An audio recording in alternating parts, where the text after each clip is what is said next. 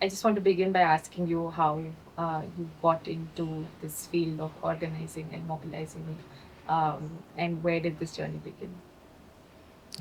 Okay, first a clarification. I don't organize workers. I support labor organizations. That I think is a necessary distinction to make. Sure. Yeah.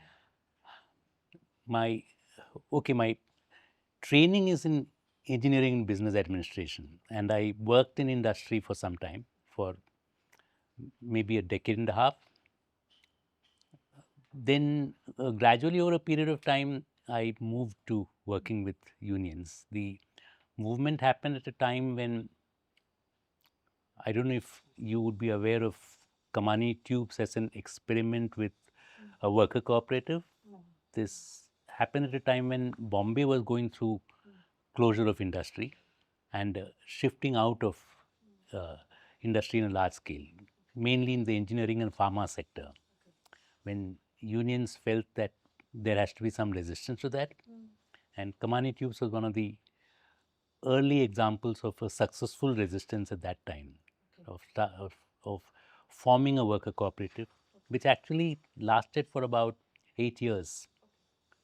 Uh, So, what was the worker cooperative like, and when the, did this happen? uh, there was a Sikh Industrial Companies Act, which was in the mid 1980s, and under that act, uh, there was this Board of Industrial and Financial Reconstruction. So with through the BIFR, the the union, which is Kamani Employees Union, took over Kamani Tubes, and they ran it as a worker cooperative. So it was uh, in the mid 80s, somewhere around 1986 or 87, and it went on for uh, it ran well for about 5-6 years, and then history took over. History in the nature of the Babri Masjid demolition, and I don't know if you recall, Bombay had riots after that, and it lost almost a year of production. Uh, and this was also a period of time when a lot of promises that were made to the worker cooperative, specifically from the Maharashtra government, which said that it would give them 1% sales tax, on par with what was offered by other new copper tube companies which are coming up in Rajasthan. That was not, that did not come. So Kamani Tube started off with these. One, it had to pay off very large debts which the earlier management had incurred. Second, it was disadvantaged by the fact that it had to pay 4% sales tax as against 1% by in Rajasthan. And then, of course, the riots broke the back of the. And then, of course, after that, uh, globalization happened. Sorry, how did the riots break the back of the? There was no production. All of Bombay, if you, I don't know if you remember the early 90s, there was nothing that was happening in terms of production.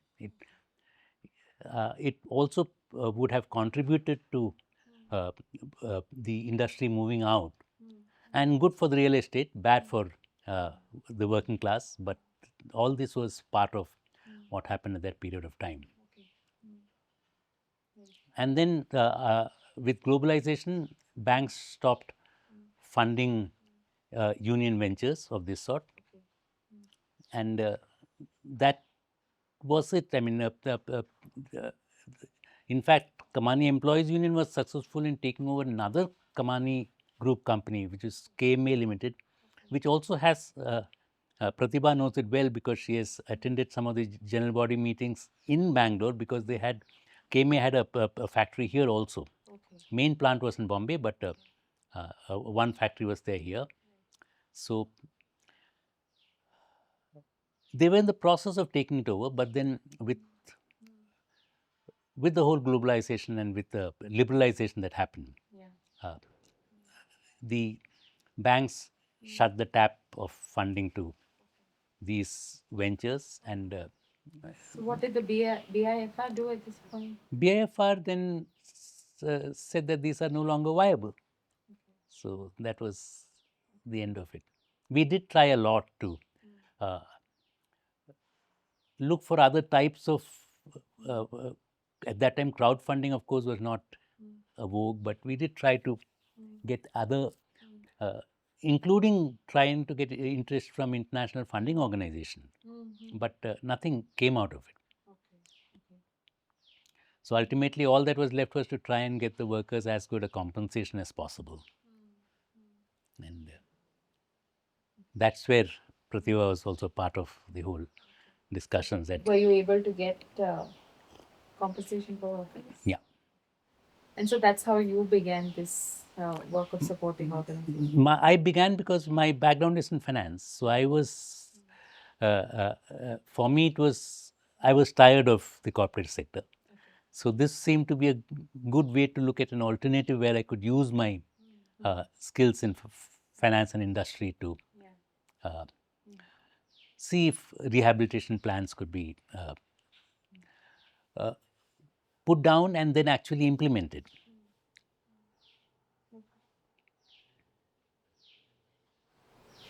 So, where then does this journey with the garment industry, garment workers begin for you? The journey with garment workers, of course, started with coming to Bangalore. That was in the early 90s. In 1991, 90, yeah, 92, I think, to be precise. Yeah. So, what drew your attention to it? What drew my attention to it was that at that time there was an initiative called the New Trade Union Initiative, which was trying to, it had not yet happened. And all this happened in the 2000s. NTUI came into, NTUI came to into, it was in 2006 that NTUI came up, but in Bangalore, there was an NGO organization called Cividep. So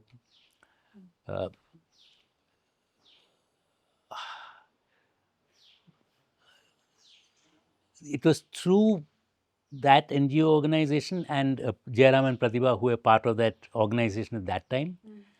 And there was an initial attempt at forming what was at that time called a pre-union formation, and which then became the Garment and Textile Workers Union later on. So this was a period of time when I got involved with the whole activities itself. I was at that time part of an NGO called the Center for Workers Management.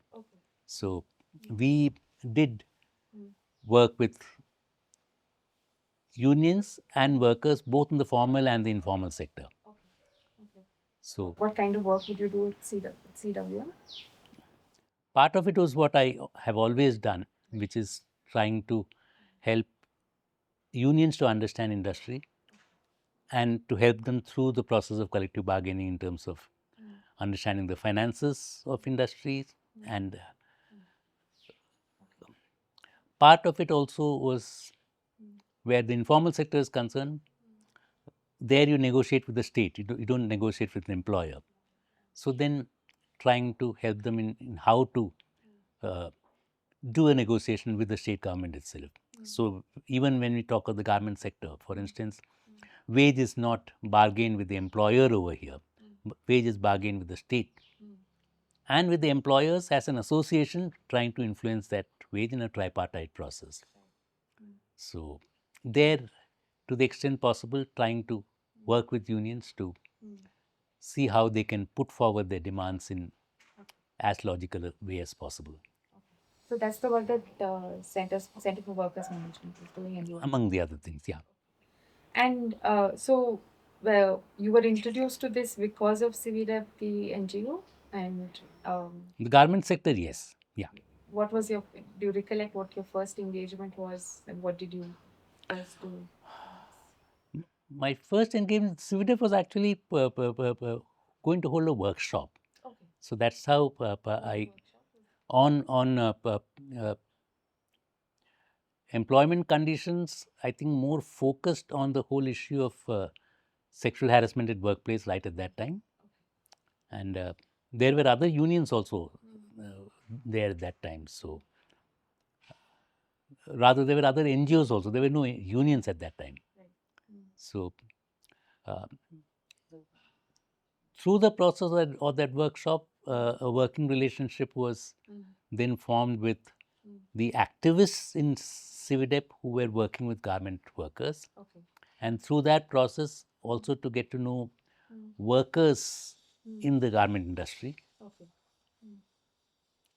So much of my early knowledge of the garment sector, when you said about how did it come to happen over here, if you talk to Jairam, that's my source also. Jairam and Pratibha are my source for all that I have understood about what uh, the history of garment industry in this in Bangalore itself.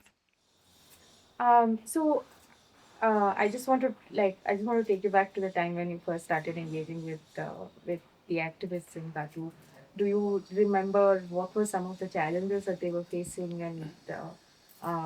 and how were you able to sort of help them through that? The activists in the pre-union formation, I think I think the initial phase, my interaction with them was, in a sense, more as a sounding board to try and listen to what they had to say about the sector itself, and to try and understand why is it. One of the questions was, why is it that unionizing is not happening in this sector? There was a history of unionizing through the early 90s when the CITU had formed a union, and which uh, collapsed after a long strike, which in a sense also gave unions a bad name among the workers, that there is no point in unionizing because you can't succeed with it. Then after a long period of hiatus, that was all when there were male workers. Yeah, yeah. Then through the early 2000, that's when a large number of women workers got into the sector, which made it even more difficult for workers to be part of the union. I remember an early conversation that I had with Murlidhara, who is a lawyer with the AITUC legal cell. So he said that AITUC will not organize garment workers because we believe in uh, unions being self-supporting and supported by the contribution of workers. And the garment sector is a very footloose sector.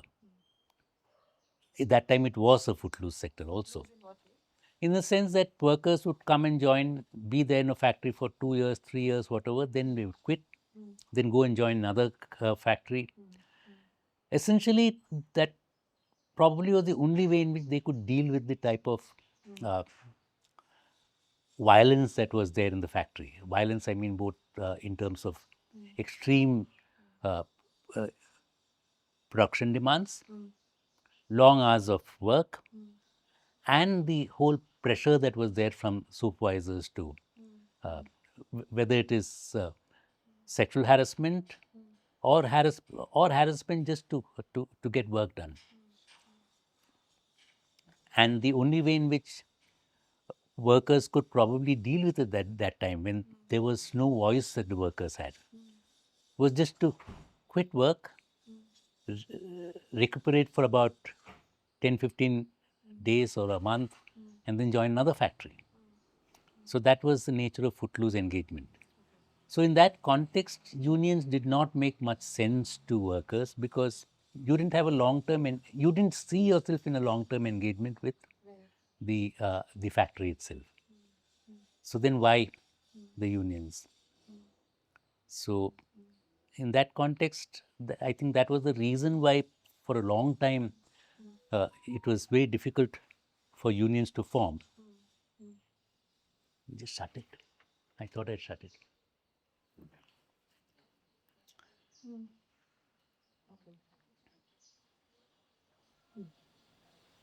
So I'm just thinking, Bangalore had a long history of trade unionism, especially with the public sector units being here. Why was some of this not translated into organizing in the garment workers?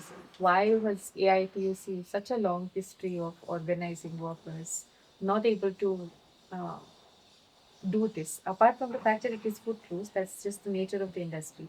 What happens then? What kind of organizing efforts could have happened?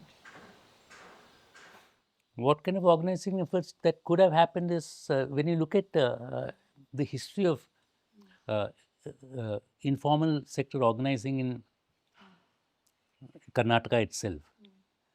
It's AITUC and CITU, and in fact, more AITUC than CITU also, I would say, which organize sectors like BD workers, where it was primarily women workers, workers again who had a very tenuous relationship with employers. And despite that, they were able to organize over there. So the experience was there. I can only talk about it as maybe two things. One is that BD work was largely in the not exactly in the tier one, in the metro cities. It was in the much smaller cities where you probably were able to do more of locality based organizing. And second is that no, and therefore the unions in the city of Bangalore itself were probably much more used to uh, engaging with the formal sector workers. So even when you talk of informal sector, it is contract workers in the formal sector which you try to organize. Of course, you talk to Babu, he'll talk about the small scale sector in Pina industrial area. But again, factory based work, so that you have a very clear understanding of who the employer is. You are pushing for collective bargaining settlements and uh, within the ambit of the Industrial Relations Act. In the garment sector, though the grammar is the same, it is formal sector employment because it is women workers, because it is working class which is not used, it's the first generation working class. So there is no history of organizing that women workers have seen. And then, of course, you are probably walking to or taking a bus to work every day. Uh, you spend an hour uh, when you see when you go both ways to work and back. And there are a lot of restrictions in the freedom that women have from their own families to be able to spend time outside. You cook for the home and go out, then you come back and you cook again. And then when you have some time left after that, you probably have a stitching machine at home and you are churning out petticoats for sale. And many wage surveys that uh, we have done together through GATWU has brought this out, that the work day for a woman worker is not just at the factory, but it goes much beyond that, and not just also for uh, work that is reproduction of labor, but actually economic activity which they have to continue like carry on with the work or production during the weekends, all of that. So in that context, it's very surprising that there were women who were actually very feisty women. That was the first time I am very bad with names, but I vividly remember those women who were extremely articulate and very ready to take on challenging positions when it came to what was happening at the factory level and standing up to oppression at the factory level. So there, in fact, many uh, of the women worker activists from GATU at that period of time were women activists. So I had this question around wage surveys that you did. Um, there have been other surveys as well that you have done over the years. Would you be able to recollect for us what the first survey was and what prompted that survey, and what were some of the findings that startled you back then, perhaps? These wage surveys were primarily targeted at the statutory minimum wage. Okay. So, Bangalore has a history of sabotaging any form of uh, good, a fair minimum wage in the sector itself. Okay. It has a history of sabotaging fair minimum wage. Yeah. For instance, in 2002, when the Karnataka government came up with a minimum wage notification, the industry immediately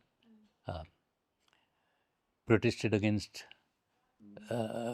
saying that this will kill the industry and we can't pay this much. So at that time, the Labor Department acquiesced to whatever the industry was saying, and I think at that time it reduced the rate of neutralization of inflation. A similar thing happened when the next uh, minimum wage notification came out in 2009, which is 7 years later, though the Minimum Wage Act itself mandates that every 5 years there has to be a new minimum wage notification. Again, the industry, for a whole year, it refused to pay the notified minimum wage, which is which is a blatant violation of the law. It's the total impunity that the industry enjoys in such situations. And then when the union went to court on the matter, that's when the industry then came up with saying that this has not been done properly, we were not consulted properly, and again the Labor Department in 2010 came up with a new notification, again changing the rate of neutralization, which when it was challenged with the uh, High Court of Karnataka government, Yeah. it took 3 years to get a judgment, which held the Labor Department as being wrong, Okay. but which then offered no remedy to the workers in terms of saying that the notified minimum wage stands in that case, and that workers should be given back wages from then. None of that. It said, well, it asked the Labor Department to negotiate a new minimum wage. That's all it did. And then what happened after that? Well, it got a better wage after that. 2014, there was a new minimum wage notification, which was probably one of the first time when there was a substantial increase in the minimum wage itself in the garment sector. Okay. And I would say that among the various significant achievements that GATWU had, this was probably among the most important ones. And this was also a time this was also the process that catapulted the Garment and Textile Workers Union, along with GLUE, which also came along with it, as becoming part of the tripartite negotiation process. Okay.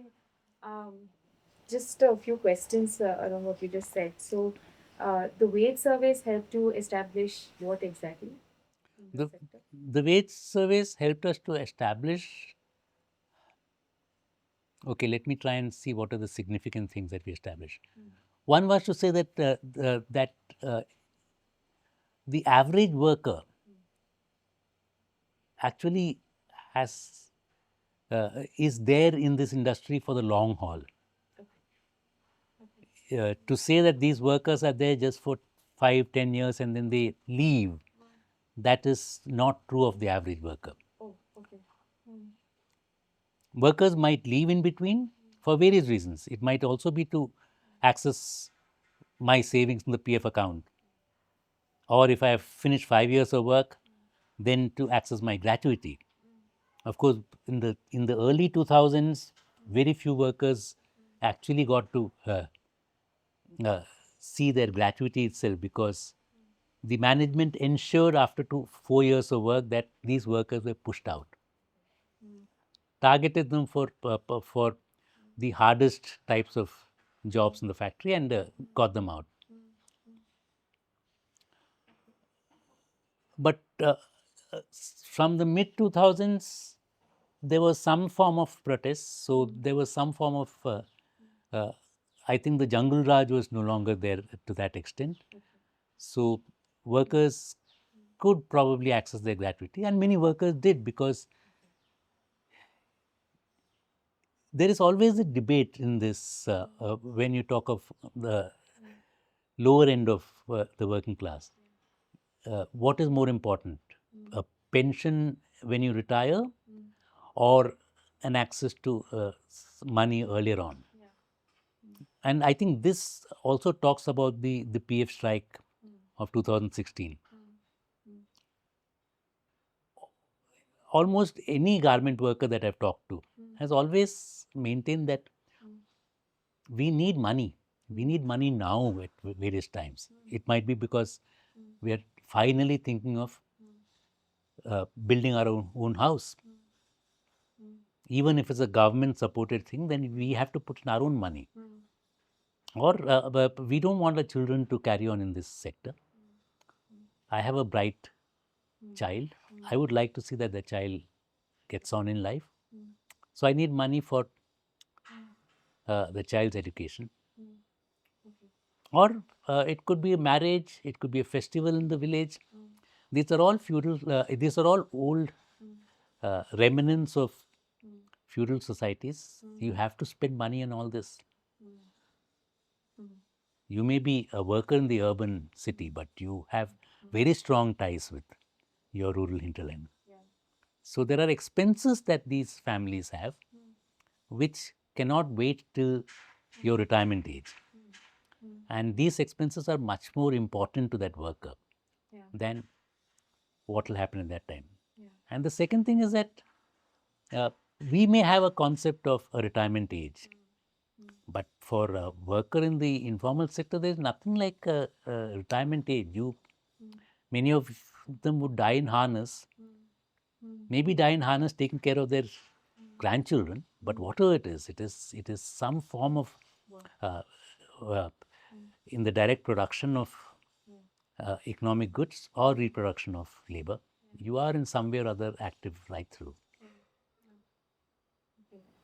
So your surveys established that workers are there for the long term, that And they need money now rather than later, and their hope in the sector is that their children are not going to join the sector. and very significantly, two, three more things. One was that uh, because your wages are low, that was another thing that these surveys helped to establish, that there's consistently a much lower wage that is there in the garment sector, and that because the wages are low, the garment worker is forced to take on overtime work. Industry, of course, wants overtime work because you have a factory and you want to utilize capacity over there. So ideally, this factory should be running 3 shift. But if you have a female workforce, you cannot run it 3 shift, because women will only come to work during the day shift. Because, as I said, they are constrained by the fact that they are the homemakers also. Therefore, you can only have an 8-hour shift or maybe a 9-hour shift. So within that grammar, the only way in which factories can increase their productivity is through overtime work. So overtime is supposed to be voluntary, but the understanding was that you have to do overtime work. And most women would also actually agree to overtime work because they needed the money.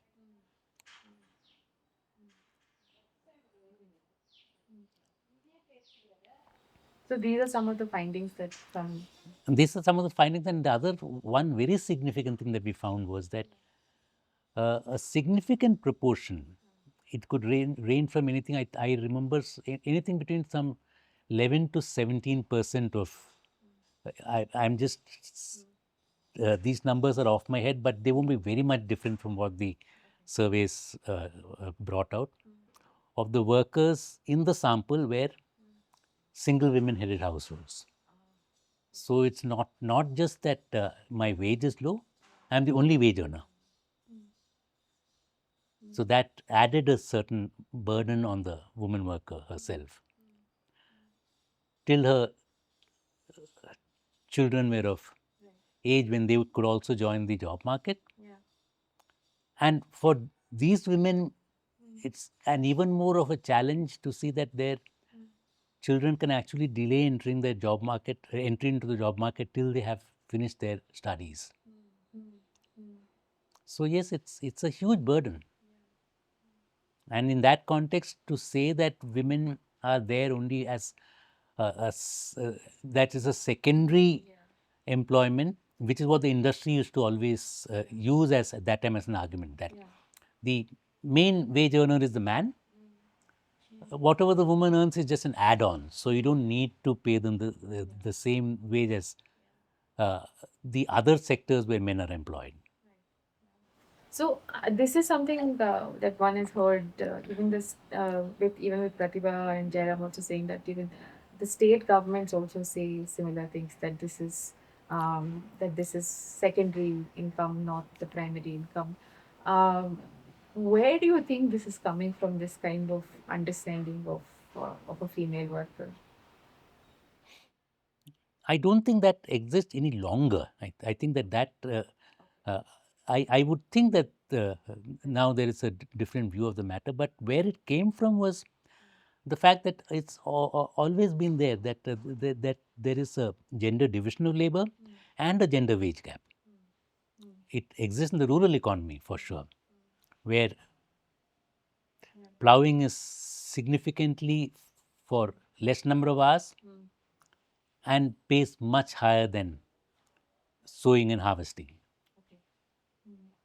So, is this also perhaps related to the fact that the image in for a very long time has been that the industrial worker is male, and here we have women coming from rural areas, first generation industrial workers.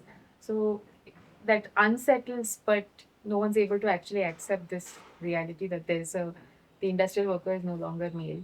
No, absolutely. I mean, the garment sector was probably the first sector which employed women in large numbers into employment where they were covered by the by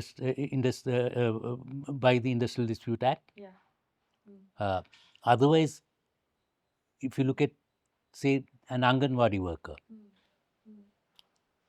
they are called as what? Uh, Honorary workers, and they're not even considered as workers. So, to that extent, the garment sector is important not just in terms of employing a large number of women, but for the first time uh, acknowledging that women's work is formal sector work. So, in the history of India's industrial trajectory, garment sector is unique in that sense that it's. Garment sector, the textiles sector also moved to that once the large composite mills came to an end. Uh, when the production of fabric itself moved into decentralized power looms. Uh, Before that, of course, the composite mills had all male workers. But then with this, again, this is another sector which has a large number of women workers. So, I just want to also pick up on what you said about the women you met who were feisty and who were ready to take on challenges. Do you have any memories of what of these encounters with these women, and what kind of things has stayed with you about who they are and what kind of? what kind of energy they bring to you.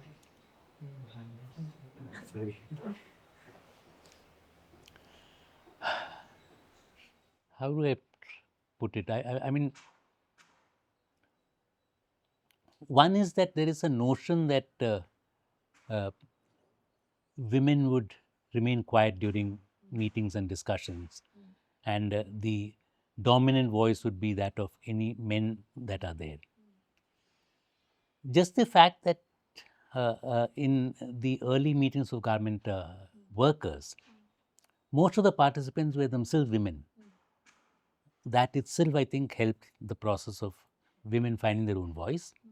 And once they found that voice, uh, they had a lot to say. And they had a lot to say which encompassed more than what a factory worker would probably be talking about. Can you say a little bit more about it? For the women, I would say it's equally important what happens in the locality where she stays as in the factory itself. Yeah. So to that extent, yes, the economic conditions, the civic conditions of where they stay are important. For the women, it is the nature of power is much more easy to say because it is a form of patriarchy that they have been witness to, whether they are at home or at work.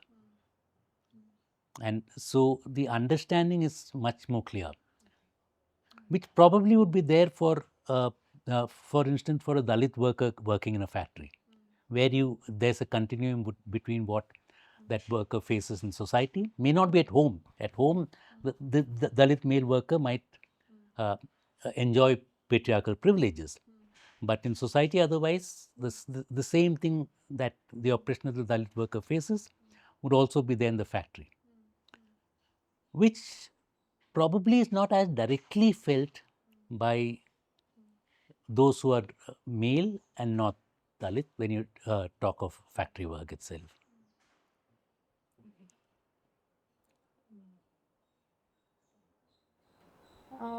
So I want to also then ask you a little bit about what were some of the challenges that you saw back then in garment industries and with garment workers in the initial years of the 2000s. What were some of the things that people were working?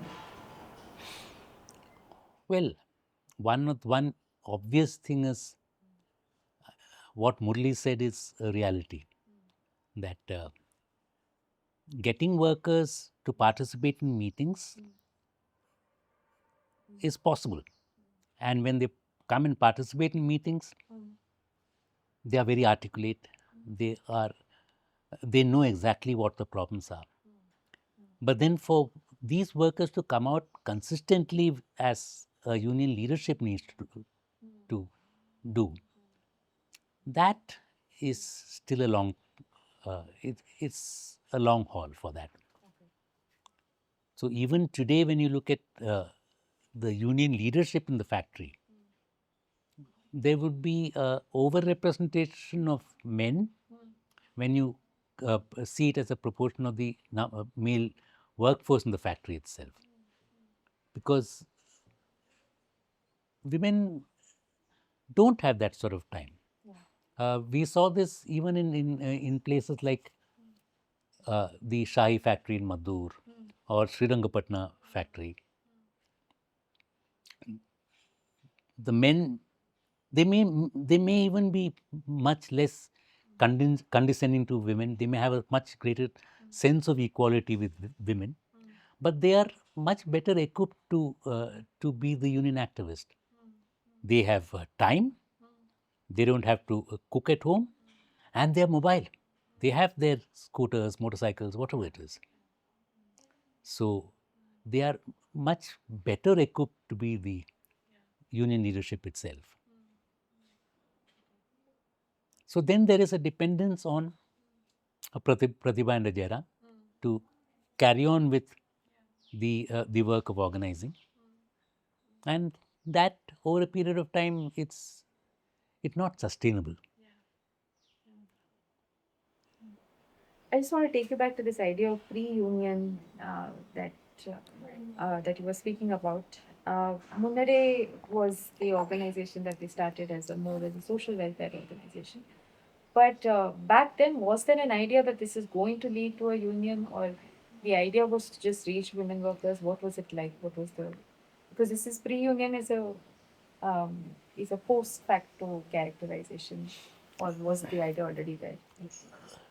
This term pre-union was actually uh,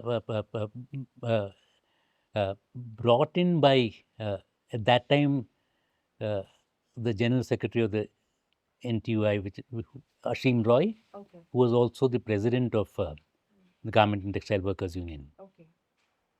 Uh, I think by then NTUI had actually formed. Okay. So Ashim felt that you need to, because these are first generation workers, and because you are uh, asking workers to take on responsibility that uh, these workers are not used to. Therefore, it's probably necessary to see if this organization can actually uh, talk about issues which are much more directly uh, engaged with by the workers themselves, and over which they would probably feel a greater sense of agency. So, for instance, Munade was engaged in self-help groups.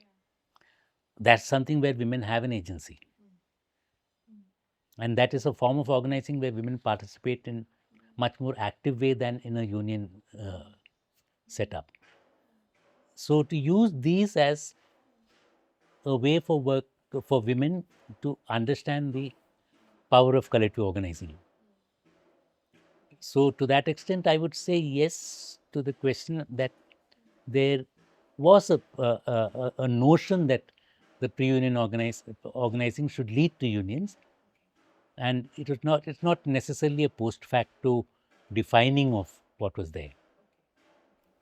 Uh, so I then want to ask you a little bit about the kinds of.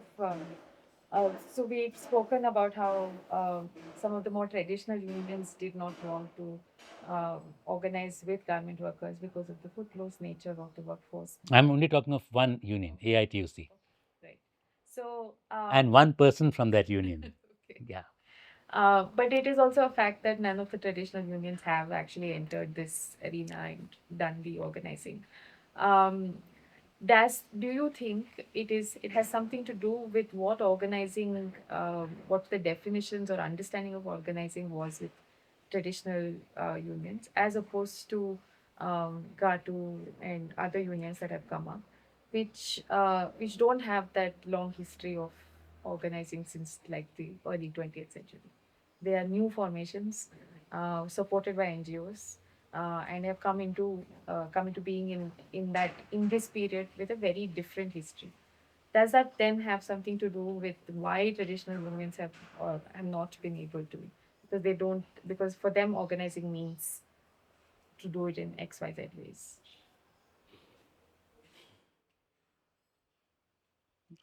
You are leading me to areas where I may not be able to actually say much about it, but I can give you my impressions about what is there. Yeah. Uh, Underlining that is my impression and not more than that. Uh, I do feel that in the past there was a much stronger tradition of solidarity that existed within the trade union movement itself, where it was felt that the those who are already organized should support organizing that happens in the newer areas of organizing itself. And I think there's no book which talks about it better than in the American context when Howard Zinn writes about the uh, what is that people's history of the United States of America. So uh, there was a concept of the worker organizer that used to exist earlier on, where you organized in one area, then you upped yourself, moved to another place and organized.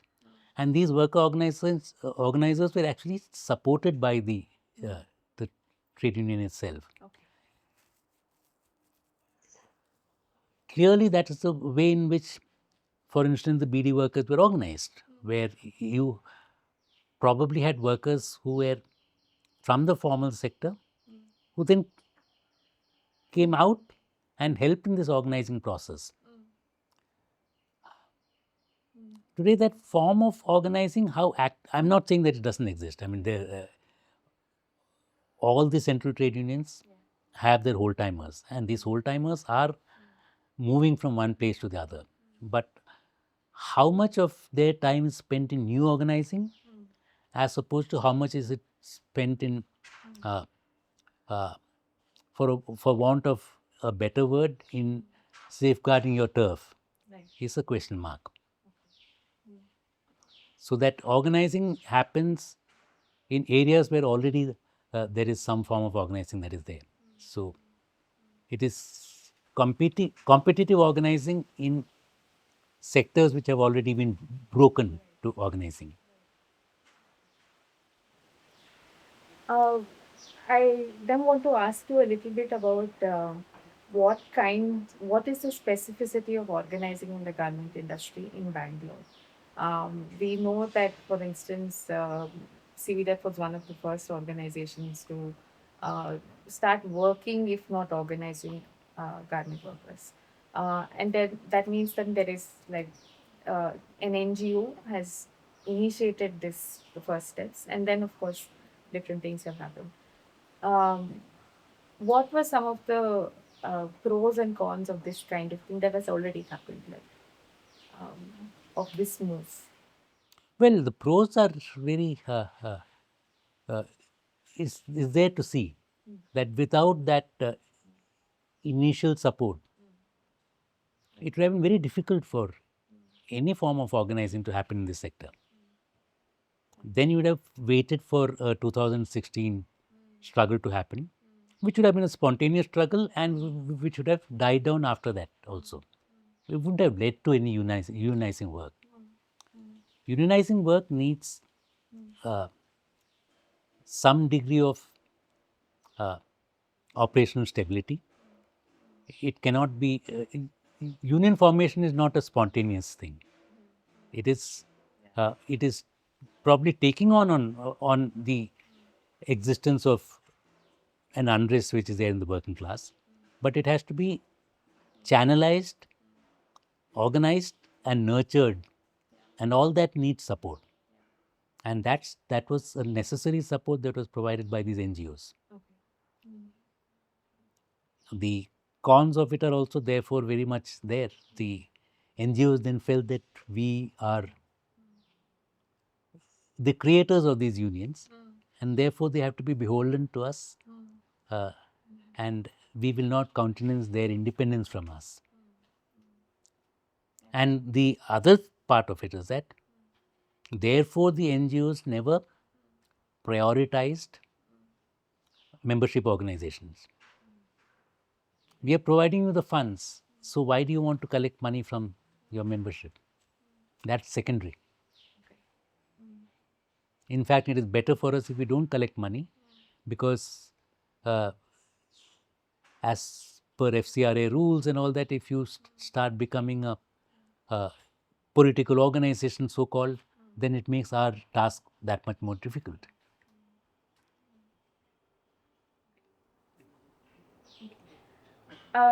Some of this work that NGOs at that point did in Bangalore had to do with things that were happening outside, in particularly in Western European countries. Uh, could you tell us a little bit about if you had any engagements with them and what impressions did you have of that? Well, through CWM, GATWU was able to engage with workers in, particularly in Germany, because there was we had we did get supported by the Rosa Luxemburg Foundation, and therefore there was a possibility of uh, interacting with workers in the retail sector, in the garment sector itself. There was this large retail sector union called Verdi, and those collaborations were very fruitful in being able to take these struggles to European constituents. Similarly, there was an old association with Workers' Rights Consortium, which dates back to, when was it? When Ashwini was first working with Workers' Rights Consortium, that was probably in the early 2000s. And that also helped to, uh, particularly to be able to reach uh, garment factories which are supplying garments to the uh, the collegiate sector of garments itself. There was this organization called USAS, United Students Against Sweatshop, which was a student-based organization. So WRC came out of that USAS process, and so on various companies which supply to these collegiate establishments, there was a possibility of direct intervention being facilitated through these various international organizations. So in the process, I think GATWU was able to have a very good understanding of what the global value chain in the garment sector itself was. And it was able to use that very effectively in its own negotiations with the state government. Okay. In what ways? The most basic being the minimum wage itself, and then of course famously the struggle for dearness allowance to be given to them post COVID. Okay. Yeah. So in all these, an understanding of what the value chain is, and an understanding of the support organizations that were part of the value chain also helped a lot. So through CWM, you've been sort of part of. I was. What you were. You've noticed or been observing the changes that are taking place at the global level, or at least in the European and the US level, in terms of their engagement with organizations and with organizing here. Could you tell us a little bit about what your impressions were of global North countries and working here or supporting organizations here? Mm.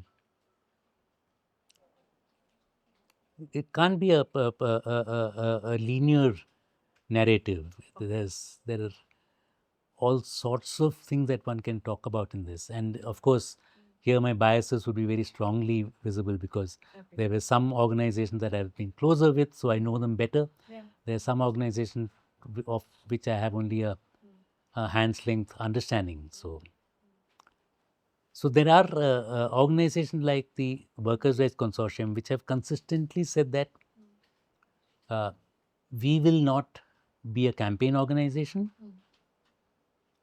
We will aid unions in campaigning. Uh,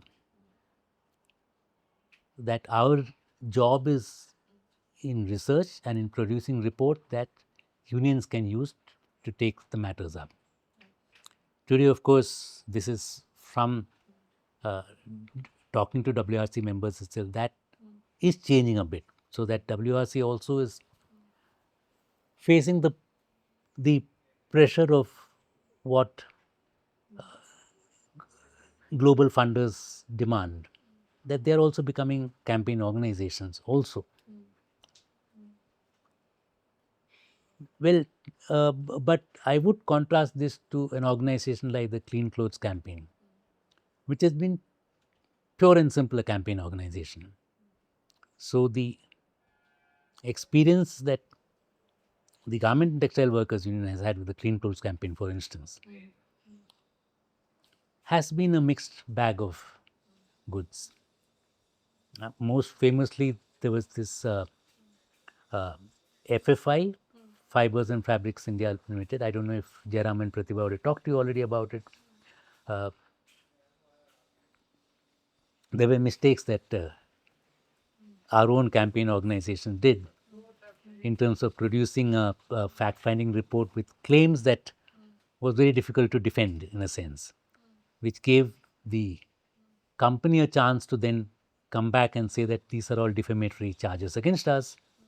And in the process, of course, the company went the other way around, and uh, there was an injunction against many of us against speaking out anything about the case itself, and which goes far beyond what you're allowed to do when you have your various certifications, which what are these certifications called? The yeah, SA 8000, that sort of certification. One of the very important aspects of SA 8000 is freedom of association, which means that you then do not do things that curtail freedom of association. Threatening gag orders is definitely going to be a threat to that.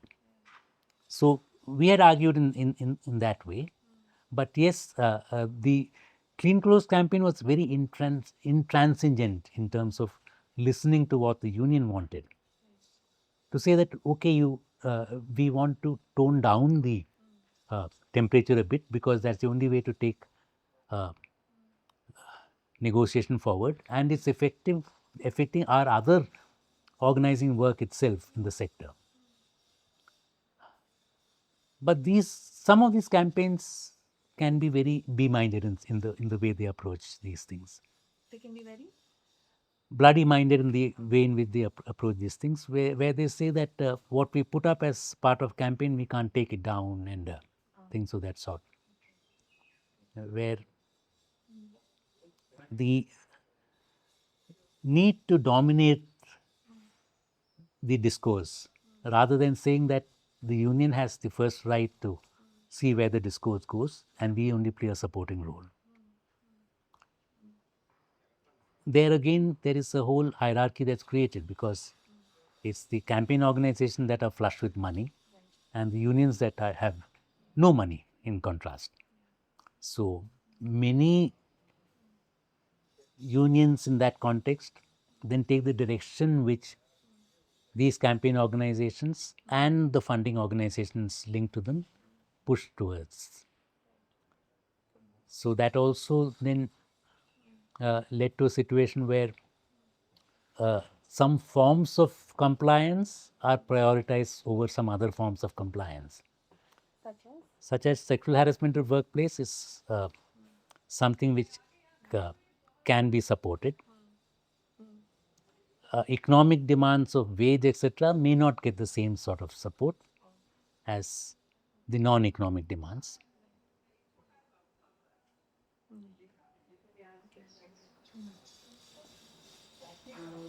So, since you've seen GATU grow into the union that it has, uh, what, um, what, what have you thought about their engagement with global organizations and with the state government? These are two entities that they've constantly been in conversation with or in negotiations with. What have you seen how what changes have taken place within GATU, within the union itself, in how they're negotiating or how they're engaging with these other stakeholders? For the state government, it's quite evident that GATU was definitely able to uh, push forward their arguments much more clearly as to why is it that when they say that they have a minimum wage demand, to articulate it much more clearly. And understanding of what the 15th ILC method of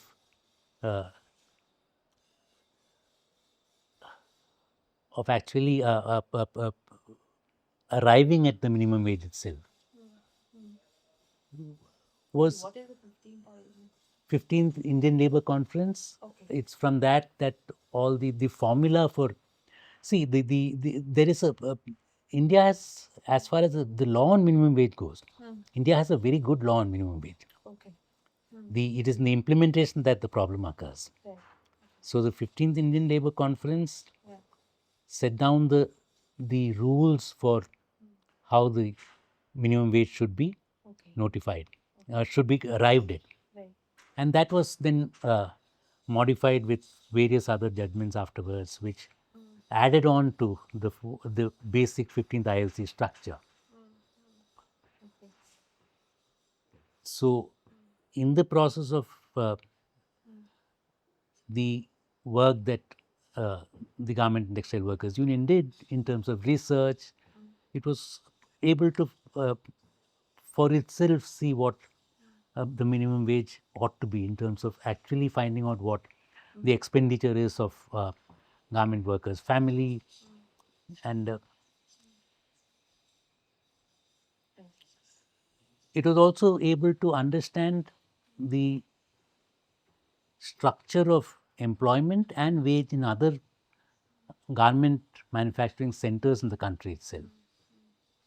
For instance, we did an ILO study, which was done by the law school, of which GATWU was very much involved with the Karnataka leg of the study. And Delhi, the NCR region was supported by CWA. Okay. And that helped in creating a much better understanding of the differences that were there in terms of employment conditions in the NCR and in Karnataka itself. So there was a much better understanding of wage and employment relations, and all this definitely helped in negotiating with the state itself. And the fact that the union had actually gone to court had strengthened its own collective bargaining strength with the state. As I mentioned earlier, it was part of the tripartite negotiating committee from 2014 onwards. It has definitely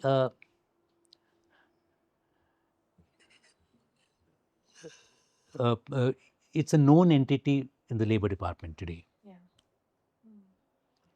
And that has definitely been helped by the process of bargaining that GATWU was involved with right through these years. With the international organizations, it's more difficult to talk about, because to an extent it is how much of agency GATWU had and how much of it was what was determined by the international organizations. It's more difficult to place the ball exactly where it was. Of course, the very fact that Pratibha has gone to various forums and participated in all those forums, nationally and internationally, has definitely helped in an understanding the leadership itself about what the global value chain is and what discussions in the global value chain in terms of campaign entail, and what are the possibilities and the limits of these discussions itself. So early on in the interview, you said that uh, the employers union or association has a lot of say or in how in the kinds of wage minimum wage notifications, etc. that the state government is. How is it that the government employers lobby has so much say in how state governments or even the central government acts? Well, there is a notion in this industry that we can shift production at will and uh, move to another area whenever we want. In Karnataka, in particular, that notion has been strengthened by the fact that actually in the BD sector, uh, there was this Mangalore Ganesh BD, which is among the largest BD manufacturers, at least in the southern zone. It had very large operations in Kerala. And at one stage, when the BD workers' demands, the company refused to accede to it, overnight it moved from Karnataka to across the border to uh, where it already had production in the Mangalore belt itself. And of course, at that time, the Kerala government stepped in and the famous Dinesh BD cooperative was formed. But that notion that some of these industries can shift overnight has been there. I don't think that that is all that easy in today's context. The garment sector is huge today. It represents a lot of infrastructure. It represents a lot of trained workforce, which cannot be easily and overnight replicated in that size and that efficiency in a new locality. A company might open a factory somewhere else. It might cross the border and in Andhra Pradesh open 2 or 3 factories. But for it to shift the industry overnight is not going to be happening. And which explains why there has been consistently a huge wage difference between Karnataka and Tamil Nadu. Tamil Nadu has much lower wages in the garment sector. Tirupur has much lower wage. But the movement has never happened in terms of Karnataka has remained what Karnataka has been, Tamil Nadu has remained what Tamil Nadu has been. Oh, more or less that. So, but the government has been sold, or it uh, it finds it convenient to believe the industry's argument that unless we accede to the economic demands of the industry, they will shift and 5 lakh workers will lose their job. And the government has used this in order to consistently push for a lower minimum wage for the garment sector than for the other sectors, which is what currently is also there. So my last question is, what do you think are some of the challenges that the garment industry or garment industry faces, and challenges that garment organizing faces? Yeah. Challenges garment industry faces, I mean, clearly one of the challenges in this sector is that you have to have higher utilization of your plant and machinery. That's the only way in which you can improve your productivity and your competitiveness. Which means today, in today's context, that you have to get more migrant workers in.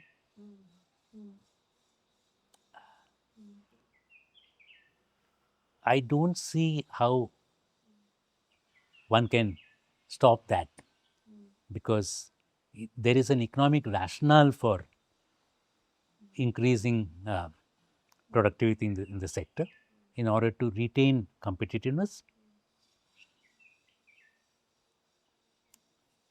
If you have 8-hour work day in a factory which is capable of 24-hour works, that does not, in the long run, make economic sense.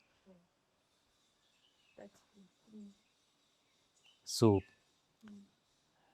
we may protest against the increased work day, and we must definitely demand that the increased production should not be by increasing the work day to 12 hours, but actually having 2 shifts of production, 2 8-hour shifts of production. But then if you have 2 8-hour shifts of production, then you're also saying that you cannot have a feminized workforce. Women will be there for the general shift. You'll have to have large numbers of men for the first shift work. The challenge there is that men may not come for this wage. So then, how do you deal with that?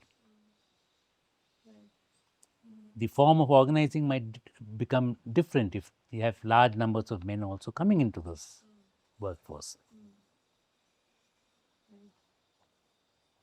And today, the migrant worker, when you look at that, you ask the migrant worker, why are you here? He says, I want to make as much money as possible in the shortest period of time and go back. I'm willing to work 14 hours, 15 hours a day. Who am I as an outsider to say you cannot do that?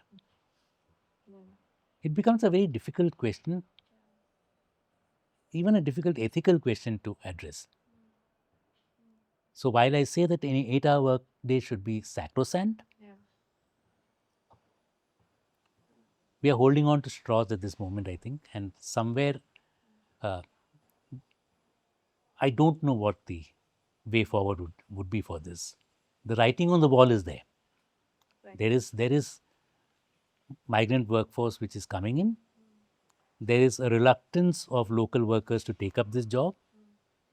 Post-COVID, there's a reluctance even in terms of local migration from the hinterland into the city. So the industry can move out, you'll have enough workforce. In Bangalore itself, how many women workers would be willing to move into Bangalore for work may become a question mark. For the organizing, of course, it is the mirror image of all that I've said. How do you organize men? How do you organize a migrant workforce? Across the country, unions have not risen up to the challenge of organizing migrant workers.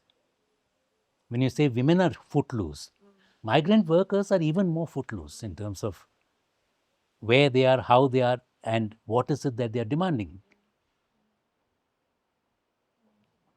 Their vulnerability will be exploited. Their vulnerability will then break out in terms of violence. How do you deal with that? All these things are big, big question marks. So, sorry, I just, there were two more questions. One is because you spoke about Bangalore and the fact that garment industry has to look at migrant workers and maybe even male workers. What about Bangalore as a city allowed for this industry to proliferate in the early decades of the 2000s? Jairam would be a much better person to talk about this, but the industry already existed here. That helped. It has been there since late 1970s, early 1980s. So it was able to build on that. This is also a period when the huge ancillary engineering sector, ancillary to the public sector in the manufacturing sector itself in Karnataka, in Bangalore, was going through a phasing out. So one is that there was space available for uh, infrastructure available for large scale manufacturing to be set up. This is around the Penia region. Basically, the Pina industrial area. So that made it easier for the garment sector to move in over there. And I would say that probably through the experience of being part of uh, BD rolling, there was some degree of engagement that women had with economic activity, large numbers of women having experience with economic activity.